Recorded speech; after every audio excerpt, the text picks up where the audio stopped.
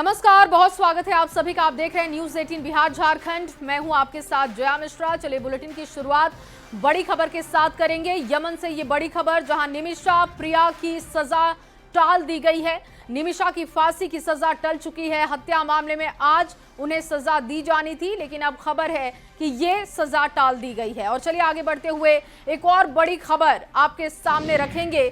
केरल की रहने वाली भारतीय नर्स निमिषा प्रिया को यमन में होने वाली फांसी की सजा टाल दी गई। निमिषा प्रिया को 16 जुलाई को अपने बिजनेस पार्टनर तलाल अब्बो मेहदी की हत्या के मामले में फांसी की सजा होनी थी।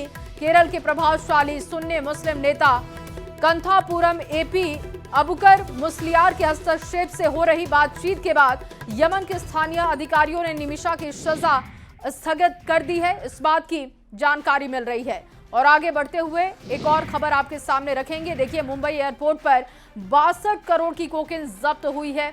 बिस्किट और चॉकलेट के बॉक्स में ये कोकेन बरामद की गई। 300 कैप्सूल में पैक करके दोहा लाई जा रही थी खेप, और ड्रग्स के साथ एक महिला की गिरफ्तारी हो सकी है। और इस वक्त की एक और बड़ी खबर आपको दे दें। बॉम्बे स्टॉक एक्सचेंज को बम से उड़ाने की धमकी दी गई। किसी अज्ञात शख्स ने यह धमकी दी थी और मेल भेजा गया था, और मेल के जरिए यह धमकी दी गई। और ईमेल मिलने के बाद नजदीकी पुलिस स्टेशन को संपर्क किया गया। मौके पर बम स्क्वाड की टीम और लोकल पुलिस स्टेशन के अधिकारी पहुंचे, लेकिन जांच के बाद बॉम्बे स्टॉक एक्सचेंज में कुछ भी संदिग्ध नहीं दिखाई दिया। बॉम्बे स्टॉक एक्सचेंज को धमकी भरा ईमेल कॉमरेड पिनाराई विजयन नाम की ईमेल आईडी से मिला। इस मेल में लिखा हुआ था कि बॉम्बे स्टॉक एक्सचेंज की टावर बिल्डिंग में 4 RDX आईडी बम रखे गए हैं और ये दोपहर 3 बजे फटेंगे। और वहीं 22 अप्रैल को पहलगाम में आतंकवादियों ने जिस कायराना हरकत को अंजाम दिया था, उसे आज 2 महीने 15 दिन का वक्त पूरा हो चुका है। इस अटैक में 26 लोगों की जान गई थी, जिसके बाद भारत ने दुनिया को पाकिस्तानी साजिश के सबूत दिखाए और अटैक के पीछे पाकिस्तान के हाथ का पर्दाफाश किया। अब इस बात पर खुफिया रिपोर्ट ने भी मुहर लगा दी है। सूत्रों का दावा है कि 22 अप्रैल को पहलगाम में जो आतंकी हमला हुआ था, वो पाकिस्तान के पॉलिटिकल और सैन्य आकाओं के आदेश पर हुआ। सूत्र ये बता रहे हैं कि ये अटैक पाकिस्तान की खुफिया एजेंसी ISI और आतंकी संगठन लश्कर-ए-तैयबा ने मिलकर अंजाम दिया। टेरर अटैक का आदेश पाकिस्तान के नेता और सैन्य अधिकारियों ने दिए थे। इस कायराना हमले में 26 मासूमों की जान गई थी। पहलगाम की बेसरन घाटी में आतंकियों ने पर्यटकों का धर्म पूछकर उन्हें मौत के घाट उतार दिया था। आतंकी हमले में मारे गए 26 लोगों में एक स्थानीय और एक विदेशी नागरिक भी शामिल थे। सूत्रों के मुताबिक इस हमले को मुंबई के 26/11 अटैक की तरह प्रोजेक्ट किया गया था। ISI ने पाकिस्तान स्थित लश्कर कमांडर साजिद भट्ट को जम्मू कश्मीर में केवल विदेशी आतंकियों को तैनात करने के निर्देश दिए थे। इस हमले की किसी को भनक ना लगे और इसके लिए किसी भी स्थानीय आतंकवादी को शामिल नहीं किया गया था। पहलगाम अटैक का नेतृत्व आतंकी सुलेमान ने किया था, जो संदिग्ध पाकिस्तानी स्पेशल फोर्स का कमांडो है। और अगली खबर शिमला से। शिमला में एक बहुत बड़ा हादसा टल चुका है। रामनगर इलाके सड़क किनारे खड़ी एक कार पर पहाड़ी से चट्टान का एक बहुत बड़ा हिस्सा गिरा। पत्थर गिरने से कार की क्या हालत है, ये इन तस्वीरों में आप देख सकते हैं।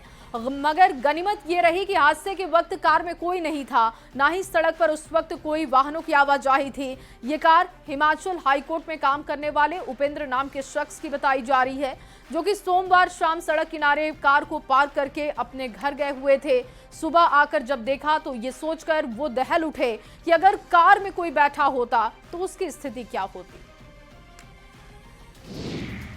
और आगे बढ़ते हुए बड़ी खबर पटना से आपके सामने रखेंगे, जहां मनेर थाना क्षेत्र में हल्दी छपरा गांव में गंगा नदी का जलस्तर बढ़ चुका है। जलस्तर बढ़ने की वजह से यहां लगातार कटाव हो रहा है। अब तक करीब 25 मीटर तक जमीन कट चुकी है। हर रोज कटाव की स्थिति बढ़ती जा रही है और इस वजह से गांव के लोगों में दहशत है। स्थानीय विधायक भाई वीरेंद्र ने अधिकारियों के साथ कटाव क्षेत्र का निरीक्षण किया। कार जो है सिंचाई विभाग से मैंने करवाया था। 2015 से 2025 तक करीब 75 करोड़ से ज़्यादा का काम हुआ, लेकिन चूँकि कटाव इलाका है, जिसको गंगचाल कहते हैं, यहाँ अभी 25 मीटर से ज़्यादा का कटाव हुआ है लगातार अभी। और वहीं बिहार में मॉनसून के एक्टिव होने के कारण मौसम सुहाना हो चुका है। पिछले 24 घंटे में पटना समेत कई जिलों में बारिश हो चुकी है। मौसम विभाग ने पूर्वी बिहार के जिले नवादा, जमुई, गया में भारी बारिश की चेतावनी दी है। साथ ही कई जिलों में ठनका का अलर्ट है। और वहीं मॉनसून के आगमन के साथ ही बारिश होने से सोन नदी के जलस्तर में बढ़ोतरी की बात हो रही है। आरा में कोइलवर स्थित सोन नदी में पानी का जलस्तर पिछले कई दिनों से बढ़ते जा रहा है, जिसको लेकर जिला प्रशासन तटवर्ती इलाकों में रहने वाले लोगों को सतर्क रहने का निर्देश दे चुका है। हर रोज सोन नदी के जलस्तर में 5 सेंटीमीटर की बढ़ोतरी की बात कही जा रही है, जिसकी वजह से बाढ़ का खतरा बढ़ने लगा है। के आगमन के साथ ही बारिश होने लगी है और जिसके कारण लोगों को जो गर्मी से राहत मिली है, वहीं बारिश होने के कारण देखिए ये कोइलवर के सोन नदी के जलस्तर में लगातार वृद्धि जारी है। और देखिए किस तरह से जो सोन नदी का जलस्तर है धीरे धीरे बढ़ रहा है, क्योंकि भारी बारिश होने के कारण यहाँ सोन नदी पर दबाव पड़ा है, जिसके कारण नदी में धीरे धीरे पानी बह रहा है। वहीं जिला प्रशासन के द्वारा एहतियात के तौर पर आसपास के जो लोग हैं, सोन के तटवर्ती इलाके के जो लोग हैं, उनको सुरक्षित जगह पर रहने का निर्देश दिया गया है। वहीं जान माल की क्षति को कम करने के लिए जिला प्रशासन लगातार माइकिंग के माध्यम से भी लोगों को जागरूक करने का प्रयास कर रहा है। वहीं देखिए किस तरह से जो जलस्तर है वो लगातार बढ़ रहा है। पिछले 2 से 3 दिनों में जलस्तर में तकरीबन 15 सेंटीमीटर की बढ़ोतरी दर्ज की गई है और जो इलाके हैं आसपास के उसको खाली करा दिया गया है ताकि जान माल की क्षति को रोका जा सके। वहीं बढ़ते जलस्तर के कारण सोन नदी एक तरह से कहे तो धीरे धीरे उफान पर चल रहा है और आने वाले दिनों में और जलस्तर बढ़ने की संभावना जताई जा रही है। वहीं लगातार जल संसाधन विभाग तमाम चीजों की मॉनिटरिंग कर रहा है और लोगों से सुरक्षित जगह पर रहने की अपील भी कर रहा है। और साफ तौर पर आप देख सकते हैं कि जो पानी का जलस्तर है वो इस रेलवे पुल के काफी नीचे तक रहता है, लेकिन पानी बढ़ने के कारण जो पुल के पिलर हैं वहां तक पानी पहुंच गया है और लगातार सोन नदी के जलस्तर में लगातार बढ़ोतरी जारी है और आने वाले दिनों में इसके और बढ़ने की भी संभावना जताई जा रही है। चंदन कुमार, न्यूज़ 18 भोजपुर। और देखिए आज मौसम विभाग ने पलामू, गढ़वा, लातेहार, चतरा, हजारीबाग और कोडरमा जिले में भारी बारिश का ऑरेंज अलर्ट जारी किया। रांची, बोकारो, रामगढ़, गिरिडीह और देवघर जिले में मौसम विभाग ने येलो अलर्ट जारी किया, यानी इन जिलों में सामान्य बारिश हो सकती है। पूर्वी और पश्चिम सिंहभूम की बात हो तो आज भारी बारिश की चेतावनी देखते हुए 12वीं क्लास के सभी स्कूलों को बंद किया गया है। जिन जिलों में ऑरेंज अलर्ट जारी है वहां के लोगों को विशेष सतर्क रहने की जरूरत है। आंधी बारिश के दौरान लोगों को घरों में रहने की सलाह है। बता दें आपको कि कल पलामू, चतरा, हजारीबाग, गिरिडीह और कोडरमा जिले में भारी बारिश हो सकती है, इसकी चेतावनी है।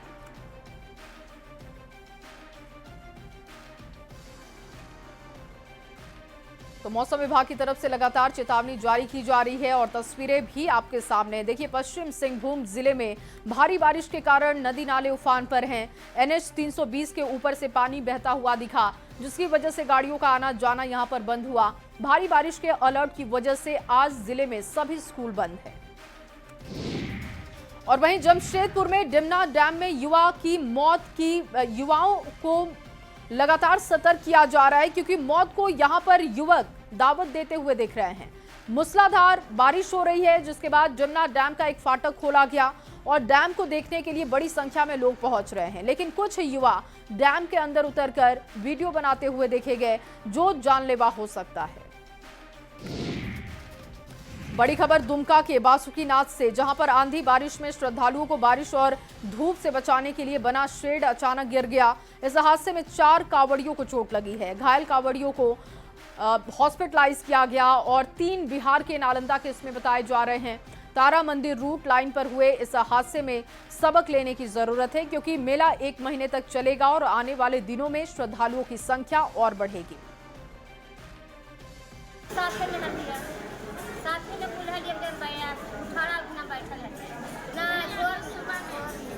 क्या कर रहे थे आपने पंडाल में?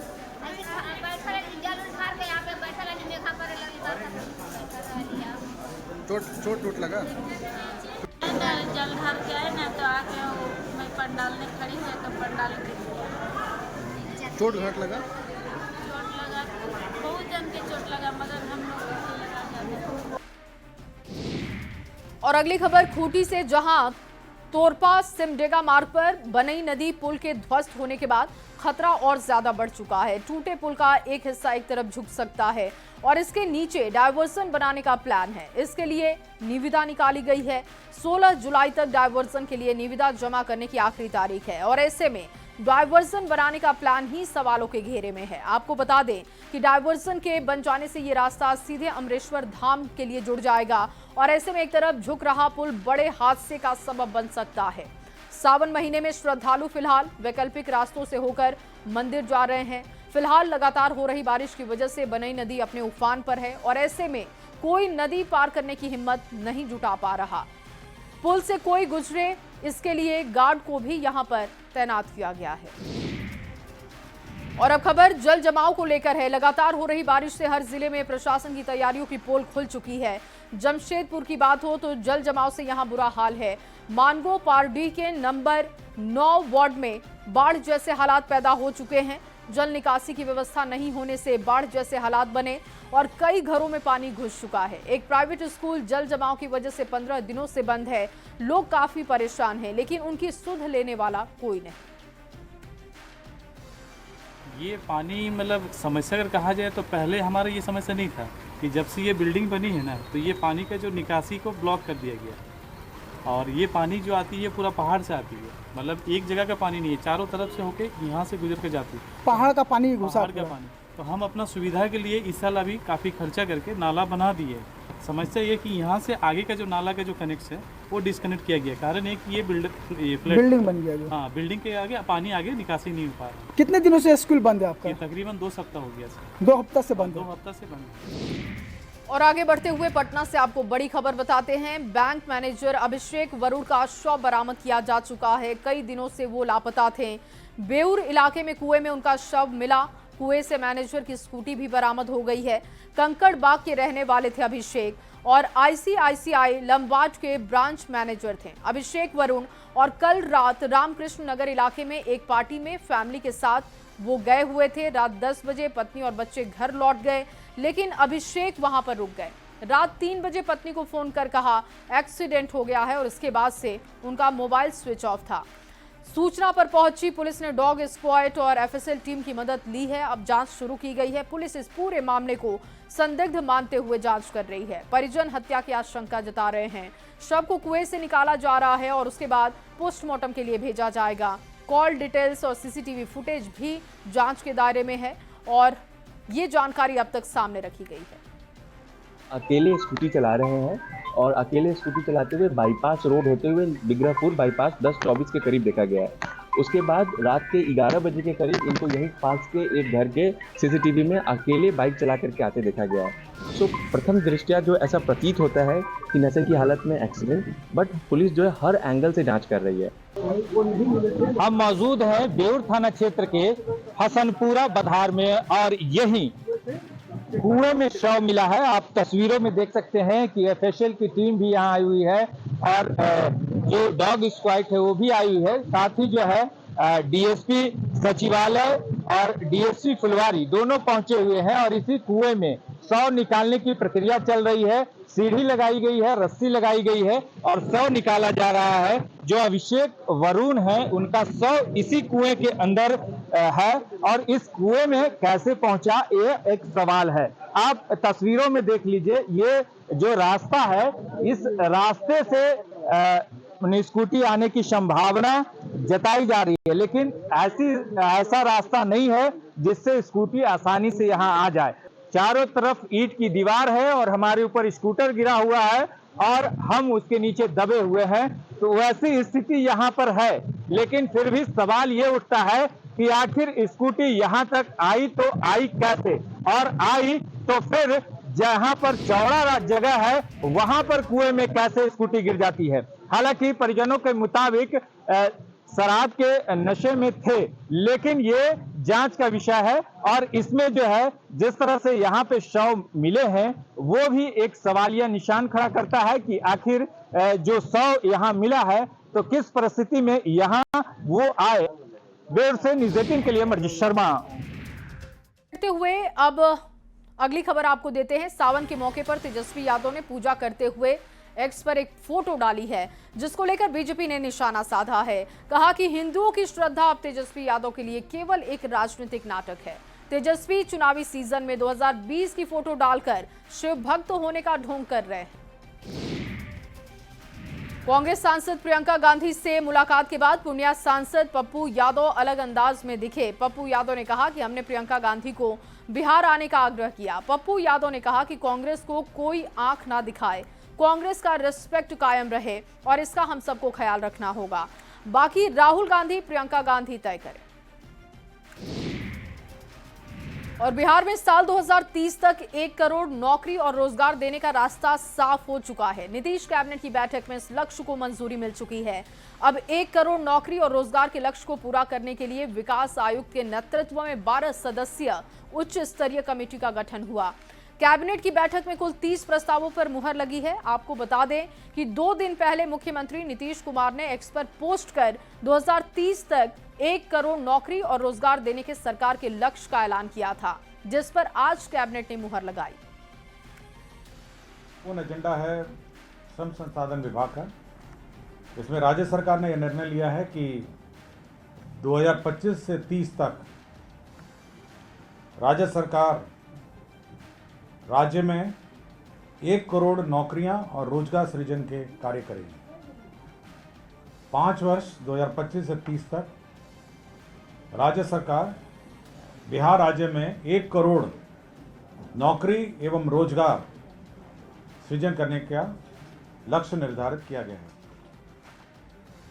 यह 1 करोड़ नौकरी या रोजगार दोनों मिला के हैं 1 करोड़। इसकी संभावना विकल्पों के बारे में निर्णय लेने के लिए एक विकास आयुक्त की अध्यक्षता में कमेटी गठित की गई है। इसमें 11 और सदस्य हैं, कुल 12 सदस्य होंगे, जिसमें वित्त विभाग, सामान्य प्रशासन विभाग, कृषि विभाग, ग्रामीण विकास विभाग, पशु एवं मत्स्य संसाधन विभाग, उद्योग विभाग, सूचना प्रौद्योगिकी विभाग, विज्ञान प्रौद्योगिकी एवं तकनीकी शिक्षा विभाग, पर्यटन विभाग और श्रम संसाधन विभाग इसके सदस्य सचिव होंगे। ये कमेटी होगी और 2025 से 30 तक 1 करोड़ नौकरी या रोजगार सृजन का लक्ष्य रखा गया। और वहीं नीतीश कैबिनेट में युवाओं को 1 करोड़ नौकरी देने वाली घोषणा पर तेजस्वी यादव ने निशाना साधा। तेजस्वी यादव ने कहा कि ये लोग जो बोलते हैं कभी पूरा नहीं करते हैं। वैसे भी ये बात उनके मुंह से सुना है। कोई इन लोगों को अब ये भी बताए कि अब नौकरी के लिए इनके पास पैसे कहां से आएंगे, इसका जवाब उनको देना चाहिए। देखिए, चुनाव आने वाला है और इनकी विदाई तय है। इन लोगों का जो कहा हुआ है कभी पूरा किया है इन लोगों ने? 19 लाख का क्या हुआ? तो इन लोगों को कुछ भी कहना है कहने दीजिए। लोग तो नकलची सरकार है और नीतीश कुमार जी के मुंह से आप सुने हैं ये बात। आकर के थोड़ा पब्लिक को भी तो मुंह से जाकर आकर के बताना ना चाहिए उनको। अब तो कुछ भी अनाउंस कर देंगे ये लोग। चुनाव आ रहा है, जाने वाले हैं, विदाई तय है। और वहीं सावन और नाग पंचमी पर मुख्यमंत्री नीतीश कुमार और उप मुख्यमंत्री सम्राट चौधरी डिप्टी सीएम विजय सिन्हा के आवास पर पहुंचे थे, जहां उन्होंने भगवान भोलेनाथ की पूजा अर्चना की। सीएम के साथ ही कई और मंत्री भी मौजूद रहे। और राजस्व एवं भूमि सुधार विभाग अब स्थानिक दाखिल खारिज को आसान बनाने के लिए integrated land record management system portal का लॉन्चिंग कर चुकी है। इस पोर्टल के माध्यम से आसानी से जमीन का दाखिल खारिज करने में सुविधा होगी। आज पटना में राजस्व में भूमि सुधार विभाग के मंत्री संजय सरावगी ने बताया कि अब किसी भी तरीके का भू माफिया को गड़बड़ करने का मौका नहीं मिलेगा। ऑनलाइन से भी समीक्षा होती है, अधिकारियों को बुला के भी समीक्षा की जाती है और विभाग ऑनलाइन है। किसी भी हालत में भू माफिया को या गलत ढंग से जो पदाधिकारी कुछ कर रहे हैं तो उनको किसी हालत में भी बख्शा नहीं जाएगा। लगातार हम लोग कार्रवाई भी कर रहे हैं, लगातार मॉनिटरिंग भी कर रहे हैं, इसलिए आम। और इसी खबर के साथ इस बुलेटिन में बस इतना ही। आप बने रहिए न्यूज़ 18 बिहार झारखंड के साथ।